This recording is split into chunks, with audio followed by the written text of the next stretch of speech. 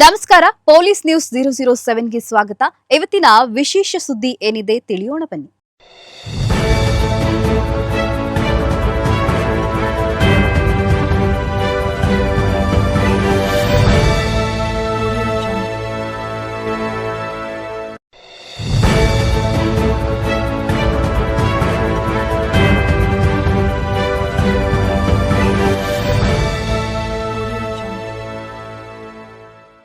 Police ಠಾಣೆಯಲ್ಲೇ ಯುವಕನ ಅನುಮಾನಾಸ್ಪದ ಸಾವು, ಕುಟುಂಬದಿಂದ ಲಾಕಪ್ ಡೆತ್ ಆರೋಪ.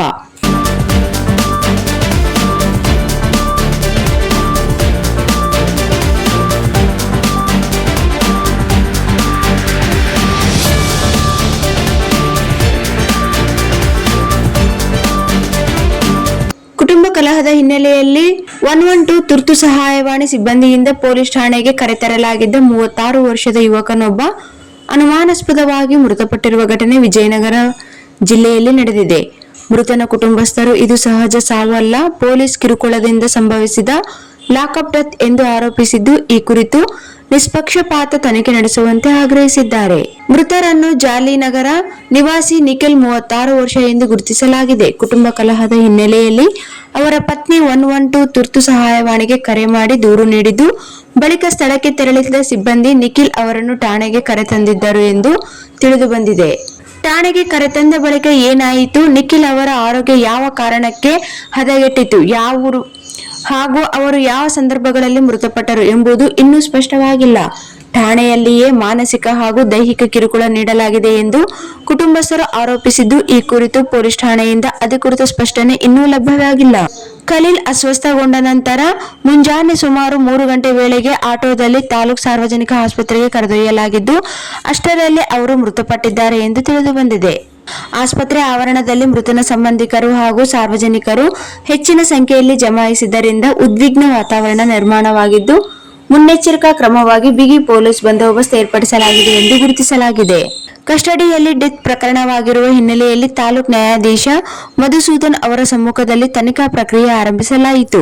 ತಹಸೀಲ್ದಾರ್ ಕವಿತಾ ಉಪಸ್ಥಿತಿಯಲ್ಲಿ ಸರ್ಕಾರಿ ಆಸ್ಪತ್ರೆಯಲ್ಲಿ ಪಂಚನಾಮೆ ನಡೆಸಿ ಹೆಚ್ಚಿನ ವೈದ್ಯಕೀಯ ಪರೀಕ್ಷೆಗಾಗಿ ಮೃತದೇಹವನ್ನು ಕೊಪ್ಪಳ ಕಿಮ್ಸ್ ಆಸ್ಪತ್ರೆಗೆ ಮರಣೋತ್ತರ ಪರೀಕ್ಷೆಗೆ ರವಾನಿಸಲಾಗಿದೆ. ಹಗರಿಬೊಮ್ಮನಹಳ್ಳಿ ಕ್ಷೇತ್ರದ ಜೆಡಿಎಸ್ ಶಾಸಕ ನೇಮಿರಾಜ್ ನಾಯಕ್ ಪೊಲೀಸ್ ಠಾಣೆಗೆ ಭೇಟಿ ನೀಡಿ ವಿಜಯನಗರ ಜಿಲ್ಲಾ ಪೊಲೀಸ್ ವರಿಷ್ಠಾಧಿಕಾರಿ ಎಸ್ ಜಾಹ್ನವಿ ಅವರಿಂದ ಪ್ರಕರಣದ ಮಾಹಿತಿ ಪಡೆದರು. ನಂತರ ಪ್ರಕರಣದ ಕುರಿತು ಪ್ರತಿಕ್ರಿಯಿಸಿದ ಶಾಸಕ ನೇಮಿರಾಜ್ ನಾಯಕ್, ಕೇವಲ 2 ಕೆಳಹಂತದ ಸಿಬ್ಬಂದಿಯ ವಿರುದ್ಧ ಪ್ರಕರಣ ದಾಖಲಿಸುವುದರಿಂದ ನ್ಯಾಯ ಸಿಗುವುದಿಲ್ಲ. ಪ್ರಕರಣವನ್ನು ಸಿಬಿಐಗೆ ವಹಿಸಬೇಕು ಅಥವಾ ಹೈಕೋರ್ಟ್ ನ್ಯಾಯಾಧೀಶರ ನೇತೃತ್ವದಲ್ಲಿ ಸ್ವತಂತ್ರ ತನಿಖೆ ನಡೆಸಬೇಕು ಎಂದು ಆಗ್ರಹಿಸಿದರು. ಕೂಡ್ಲಿಗಿ ಡಿವೈಎಸ್ಪಿ ಹಾಗೂ ಹಗರಿಬೊಮ್ಮನಹಳ್ಳಿ ಸಿಪಿಐ ಅವರ ಪಾತ್ರವನ್ನು ತನಿಖೆಗೆ ಒಳಪಡಿಸಿ ಅವರ ಹೆಸರನ್ನು ಎಫ್ಐಆರ್ನಲ್ಲಿ ಸೇರಿಸಬೇಕು ಎಂದು ಒತ್ತಾಯಿಸಿದರು. ಹಗರಿಬೊಮ್ಮನಹಳ್ಳಿ ಪೊಲೀಸ್ ಠಾಣೆಯಲ್ಲಿ ಸಂಭವಿಸಿರುವ ಕಸ್ಟೋಡಿಯಲ್ ಡೆತ್ ಆರೋಪದ ಘಟನೆ ಅತ್ಯಂತ ದುಃಖಕರ ಹಾಗೂ ಖಂಡನೀಯವಾಗಿದೆ ಎಂದು ಕರ್ನಾಟಕ ಮುಸ್ಲಿಂ ಸಂಘದ ರಾಜ್ಯಾಧ್ಯಕ್ಷ ಎಲ್ಎಸ್ ಬಶೀರ್ ಅಹಮದ್ ಹೇಳಿದ್ದಾರೆ. ಈ ಕುರಿತು ಪ್ರಕರಣ ನೀಡಿರುವ ಅವರು, ನಾಗರಿಕ ಜೀವ ಮತ್ತು ಹಕ್ಕುಗಳನ್ನು ರಕ್ಷಿಸಬೇಕಾದ ಪೊಲೀಸ್ ಠಾಣೆಯ ಮೇಲಿನ ಸಾರ್ವಜನಿಕರ ನಂಬಿಕೆಗೆ ಧಕ್ಕೆ ಉಂಟು ಮಾಡುವಂತಹ ಯಾವುದೇ ಘಟನೆಗೆ ಅವಕಾಶ ಇರಬಾರದು ಎಂದು ತಿಳಿಸಿದರು. ಪ್ರಕರಣದ ಸತ್ಯಾಸತ್ಯತೆ ಸಂಪೂರ್ಣವಾಗಿ ಹೊರಬರಲು ಸ್ವತಂತ್ರ ಹಾಗೂ ಪಾರದರ್ಶಕ ತನಿಖೆ ನಡೆಸಬೇಕು. ತಪ್ಪಿತಸ್ಥರು ಯಾರೇ ಆಗಿದ್ದರೂ ಕಾನೂನು ಪ್ರಕಾರ ಕಠಿಣ ಕ್ರಮ ಕೈಗೊಳ್ಳಬೇಕು.